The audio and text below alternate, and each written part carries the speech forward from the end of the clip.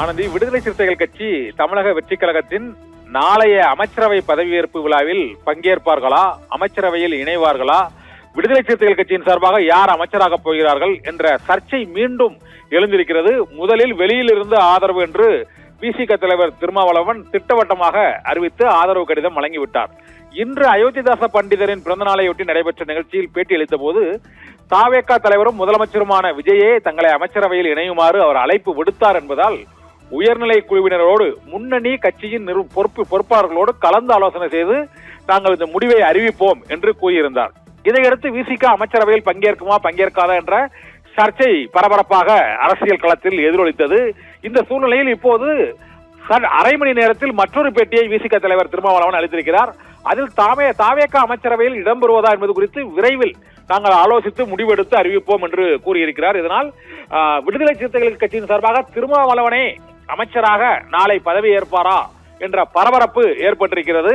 ஏனென்றால் 2 பேட்டிகளை 1 மணி நேர இடைவெளிக்குள் அவர் 2 இடத்தில் சென்னையிலேயே கொடுத்திருக்கிறார். ஒன்று அசோக் நகர், மற்றொன்று கிண்டி. 2 இடத்திலும் அளித்த பேட்டியில் விரைவில் ஆலோசித்துதான் முடிவை அறிவிப்போம் என்று கூறியிருக்கிறார். இதனால் விசிக அமைச்சரவையில் பங்கேற்குமா, அப்போது அமைச்சராக பங்கேற்க போவது வன்னியரசா, திருமாவளவனா அல்லது அங்கு காட்டுமன்னார் கோயில் சட்டமன்ற உறுப்பினரா என்ற கேள்வி எழுந்திருக்கிறது. ஜோதிமணியா என்ற கேள்வி எழுந்திருக்கிறது. 2 சட்டமன்ற உறுப்பினர்களின் ஆதரவு இப்போது தமிழக வெற்றி கழகத்தின் அரசுக்கு நாங்கள் அளிப்போம் என்று கடந்த 8ஆம் தேதியே அவர் அந்த ஆதரவு அளிக்கும் போது 2 நாட்களாக அந்த ஆதரவு கடிதத்தை அளிப்பதில் ஒரு இழுபறியான சூழ்நிலை நீடித்தது.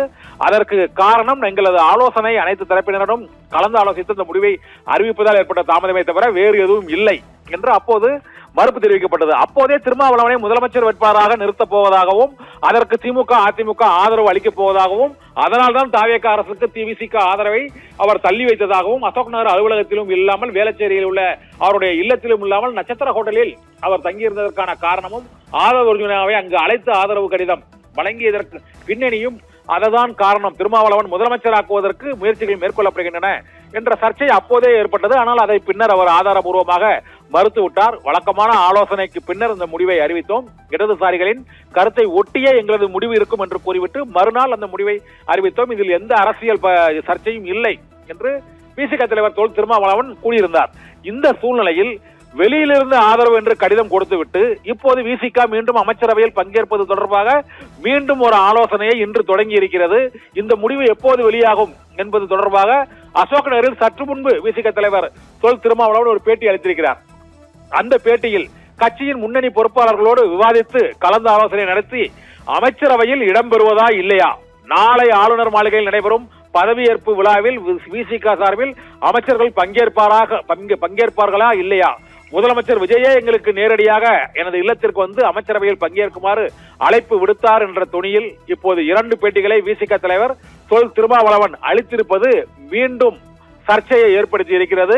இதனால் வெளியிலிருந்து ஆதரவு அளிப்போம் என்பதில் என்ற நிலைப்பாட்டில் மார்க்சிஸ்ட் கம்யூனிஸ்ட் கட்சி மற்றும் இந்திய கம்யூனிஸ்ட் கட்சி உறுதியாக இருக்கிறது. அவர்கள் உறுதியாக இருப்பதுடன் அதிமுகவை அமைச்சரவையில் சேர்த்தால் அதிமுக எம்எல்ஏக்களை CV சண்முகம், SP வேலுமணி, நத்தம் விஸ்வநாதன் மற்றும் விஜயபாஸ்கர் உள்ளிட்ட அதிருப்தி அதிமுகவினரை அமைச்சரவையில் சேர்த்தால் தமிழக வெற்றி கழகத்தின் அரசுக்கு ஆதரவு அளிப்பதே மறுபரிசீலனை செய்வோம் என்று இன்று தங்கசாலையில் நடைபெற்ற அந்த பெட்ரோல் டீசல் விலை உயர்வை கண்டித்து நடைபெற்ற இந்திய கம்யூனிஸ்ட் மார்க்சிஸ்ட் கம்யூனிஸ்ட் கட்சியின் அந்த போராட்டத்தில் அங்கு சிபிஐ மாநில செயலாளர் வீரபாண்டியனும் சிபிஎம் மாநில செயலாளர் பே சண்முகமும் திட்டவட்டமாக தெரிவித்திருக்கிறார்கள். நேற்று திருத்துறைப்பூண்டியில் அளித்த பேட்டியிலும் இன்று சென்னை தங்கசாலையில் போராட்டத்தில் நடைபெற்ற பேட்டியிலும் அவர்கள் திட்டவட்டமாக அந்த முடிவை அறிவித்து விட்டார்கள்.